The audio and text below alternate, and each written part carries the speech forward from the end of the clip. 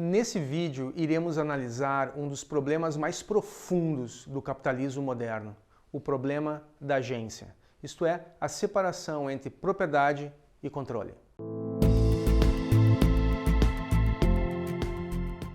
Olá, bem-vindos ao canal, sou Rafael Desconze. Se você é novo por aqui, nesse canal compartilho conteúdos de finanças, investimentos e economia. Por favor, inscreva-se, faça seus comentários, sugestões e deixe um like se gostarem desse material.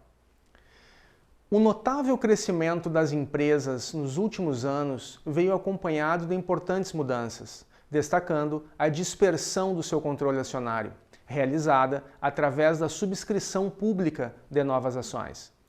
Esse movimento de abertura de capital das companhias produziu, entre outras coisas, duas consequências relevantes. Primeiro, proporcionou um enorme crescimento ao mercado de capitais, elevando a quantidade de companhias listadas em bolsas de valores e a quantidade de investidores em ações, contribuindo para uma maior pulverização da propriedade. Segundo, incentivou as operações de fusões e aquisições de empresas, possibilitando expansão dos negócios em bolsas de valores. Com isso, a propriedade das grandes companhias passa a ser, em boa parte, disputada no mercado, bolsa de valores, alterando o controle acionário de forma mais ágil e dinâmica. Esse processo de maior diluição do controle do capital das grandes companhias e a participação de um número crescente e elevado de investidores em ações determinam uma separação entre propriedade e gestão. A tendência observada foi a saída dos proprietários, fundadores, da gestão das empresas modernas, sendo transformadas em companhias abertas, tornando bastante visível a sua nova estrutura de poder. Conflitos de agentes e diversos aspectos positivos no desempenho das empresas foram observados nessa dispersão de propriedade. Ganha importância, nessa abertura de capital, a atuação dos executivos das empresas. Eu destaco três importantes funções exercidas pelos executivos profissionais contratados pelas grandes corporações. Primeiro, de representar os interesses dos acionistas controladores, depois exercer a gestão dos negócios e decidir sobre os rumos da empresa. Assim, o poder das companhias modernas é exercido pelos executivos, pela gestão, e não pelos proprietários, os acionistas controladores. Surgindo dessa separação o conhecido conflito de agentes ou o problema da agência. Nesse conflito entre propriedade e controle, ficam de um lado os agentes executivos que, apesar de deterem o poder e representarem os controladores, não possuem exatamente os mesmos interesses dos proprietários. E, de outro lado, os agentes controladores, com objetivos e interesses próprios, nem sempre convergentes aos dos executivos.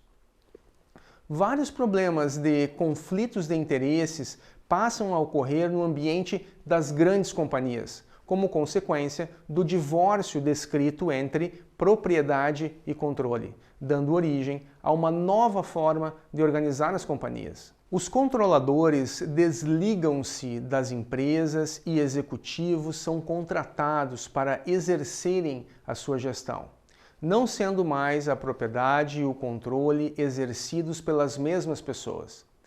Em uma relação de agência, os acionistas são os agentes principais, conhecidos como outorgantes, e os gestores contratados são os executores das decisões, assumindo o papel de outorgados.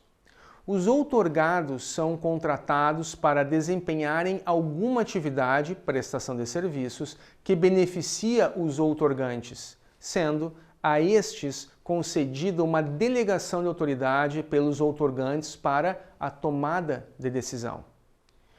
Os acionistas disponibilizam os recursos necessários para a capitalização da empresa e remuneram os executores pelos serviços de gestão prestados. Os executivos por seu lado, assumem o compromisso de conduzir os negócios com eficiência, procurando maximizar o retorno dos acionistas e fornecerem informações completas e precisas sobre a gestão da empresa, seus riscos e também cenários futuros. A relação de agência descrita tem por objetivo maximizar o valor econômico da empresa. O custo de agência pode ser descrito como a perda econômica determinada por conflitos de interesses entre os agentes. De forma paralela, surgem ainda, nas empresas modernas, dois grupos distintos de acionistas: agentes com conflitos de interesse, os acionistas controladores e os acionistas minoritários, que não mantêm uma participação relevante no capital da companhia. Os conflitos potenciais trazidos pela separação entre propriedade e gestão e abertura de capital nas grandes companhias ocorrem entre acionistas e gestores ou entre acionistas controladores e minoritários. Essa teoria, conhecida como teoria da agência, foi desenvolvida pelo economista e professor de Harvard Michael Jensen, em coautoria com William Macklin em seu artigo seminal The Theory of the Firm, publicado em 1976. Esses conflitos, segundo Jensen e Macklin, são muito difíceis de serem evitados, principalmente pela inexistência de um agente entendido como perfeito. Os agentes buscam, em essência, os melhores resultados, porém com objetivos nem sempre simétricos.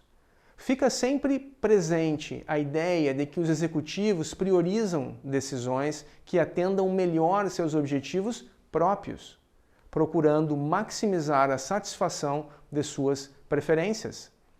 Para Jensen e Macklin, agente perfeito é de difícil realidade, sendo definido como aquele que se apresenta como indiferente entre satisfazer aos objetivos de terceiros e aos seus próprios. Em outras palavras, para esses agentes é indiferente maximizar a função utilidade dos acionistas e dos credores. Conforme colocado, o conflito entre propriedade e gestão estendeu-se também para acionistas majoritários, que mantêm o controle do capital acionário da companhia, e acionistas minoritários. É o segundo conflito de agentes. Os minoritários reivindicam mais direitos, melhores retornos de seus investimentos e proteção contra o poder dos majoritários. Esse conflito é forte no Brasil e em outras economias emergentes, onde a concentração de capital acionário é acentuada. A governança corporativa, conforme falei, surge naturalmente como uma consequência desses conflitos de agentes, visando aperfeiçoar os mecanismos de controle e levar os executivos a um comportamento voltado à maximização da riqueza dos acionistas. Em um ambiente de separação de propriedade e controle, os métodos de governança procuram criar as melhores condições de relação entre gestores e acionistas, reduzindo os conflitos de agentes.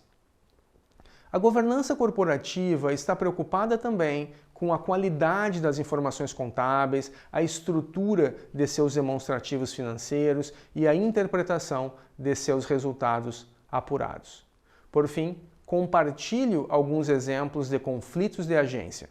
Acionistas versus gestores, muitas vezes para garantir salários e estabilidade no emprego, os executivos de uma empresa podem decidir investir sempre em alternativas de mais baixo risco. As decisões de investimentos passam a ser selecionadas pelo mais baixo risco e não pela melhor relação risco-retorno. No conflito da agência, os gestores supõem maior segurança de seus postos de trabalho a curto prazo. A longo prazo, essa posição pode ser ruim para o objetivo de maximização de riqueza econômica da empresa. Não assumir riscos pode manter a empresa estagnada diante de um mercado mais competitivo. Acionistas versus credores. Em situação de elevado endividamento e risco da empresa não poder cumprir seus compromissos financeiros, alta probabilidade de descontinuidade, a empresa deixa de fazer novos investimentos lastreados em capital próprio, mesmo diante de alternativas com boa atratividade econômica. A razão dessa retração é que os resultados positivos dos investimentos seriam utilizados no pagamento dos credores, juros, sobrando pouco ou nenhum retorno ao acionista. Obrigado por assistirem, compartilhem a sua percepção sobre esse tema, espero que tenham gostado, não se esqueçam de se inscreverem no canal, deixe o seu like e nos vemos no próximo vídeo. Tchau, tchau!